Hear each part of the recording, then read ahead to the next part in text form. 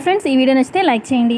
ప్రోమోలోకి వెళ్తే లక్ష్మి ఇంటికి రాగానే అర్జున్ వాళ్ళమ్మ చాలా ఆత్రంగా వచ్చావమ్మా లక్ష్మి అని చెప్పి ఏదో చెప్పాలన్నావు కదా చెప్పు అని చెప్పి అంటుంది. అప్పుడు అక్కడే అర్జున్ కూడా ఉంటాడు. ఇక లక్ష్మి ఇలా చెప్తుంది, నేను ఈ ఊరు విడిచి వెళ్ళిపోదాం అనుకుంటున్నాను, వెళ్ళిపోయే టైం వచ్చింది అని చెప్పి అనగానే అర్జున్ వాళ్ళమ్మ అర్జున్ చాలా షాక్ అయిపోతారు. మరోపక్క దీక్షితులు గారు గుడికి రమ్మంటారనమాట అరవిందని ఏదో హోమం జరిపించడానికి.